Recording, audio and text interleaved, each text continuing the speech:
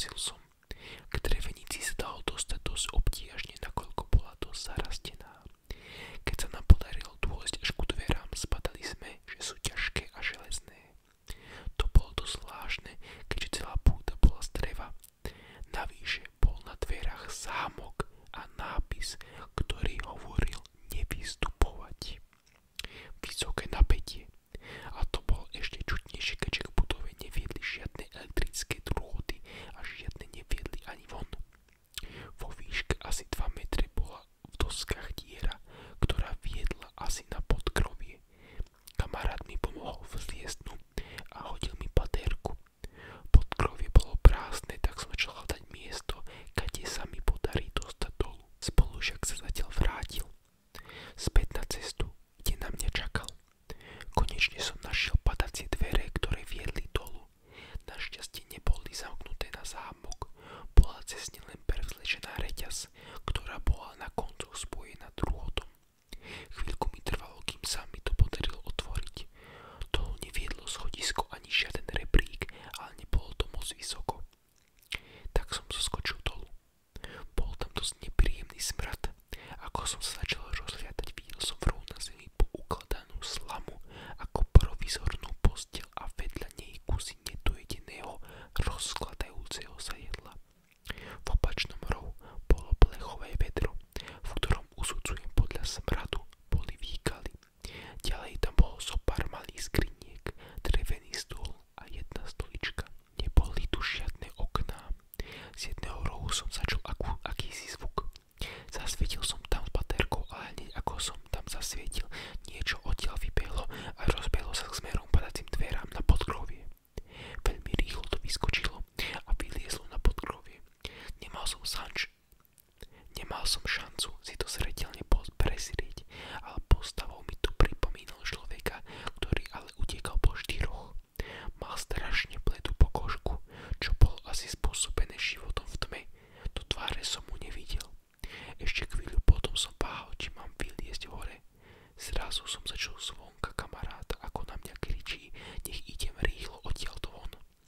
Tak som vybehol a on mi povedal, že videl pred chvíľou, ako z diery, ktorou som liezol dnu, niečo vyskočilo a štvornožky utekalo do lesa. Povedal mi, že mu pripomínal Glum z Pána prsteňov. Povedal som mu, čo sa stalo vo vnútri. Utekali sme späť do chaty a povedali to všetkým. Samozrejme si mysleli, že si z nich robíme srandu. A keď sme v noci počuli, ako niečo chodí popod okna, a keď sme sa búchali na okno a videli tú záhadnú bytosť utekať do lesa, uverili aj ostatní. Hneď na druhý deň ráno prišlo auto plné poľníkov a pýtali sa nás, či sme v noci nevideli zvláštneho bieleho srnca, ktorý má vraj besnotu a je nebezpečný. Nemal som potrebu im hovoriť na zážitok, keďže bolo jasné, že oni zavreli tú bytosť v drevenici.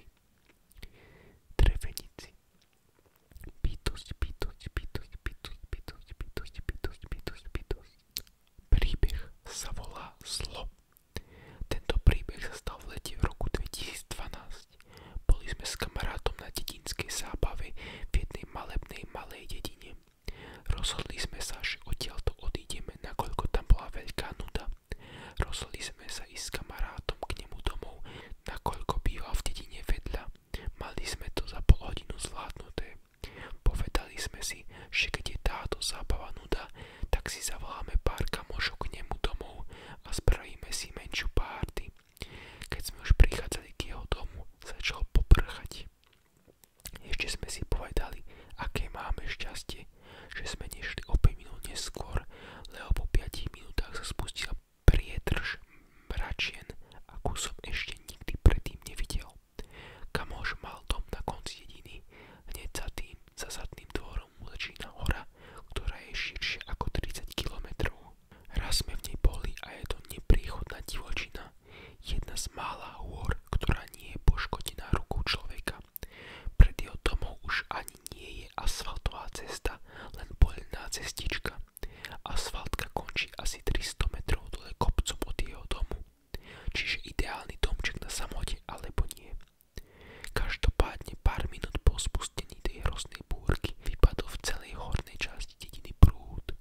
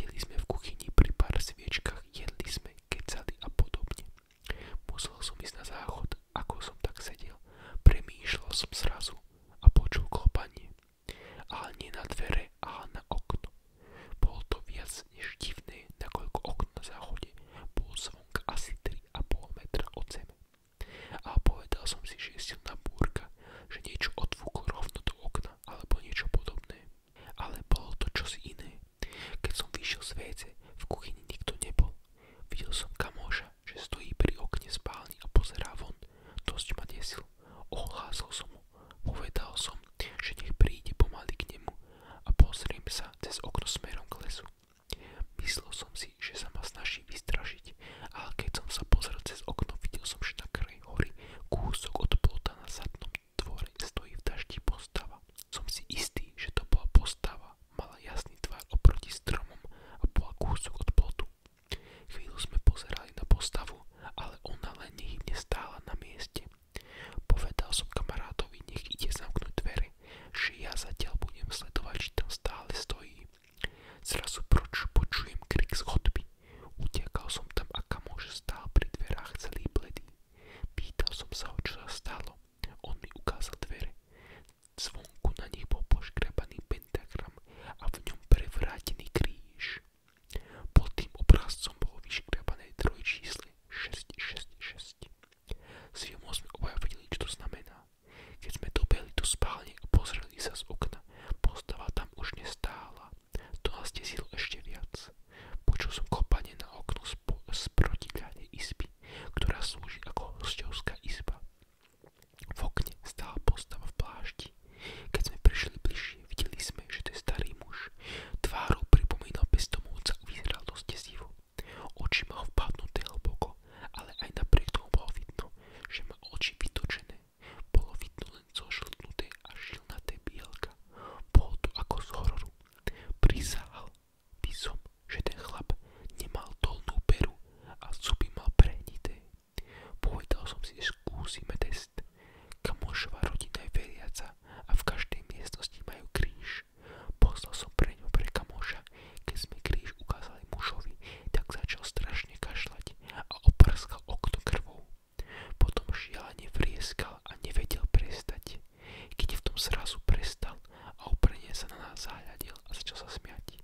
Šialene smiať. Potom som si strel plášť a ukázal nám hruď, na ktorej mal hlboko vyrité satanové znaky. Na ďalší deň nebolo na dverách nič, ale na zemi pod oknom bol plášť. Okno bolo krvavé. Toto bol príbeh s názvom Zlo. A my si ešte prečítame na záver posledný príbeh a to je Syn diabla. Tento príbeh mi raz rozprával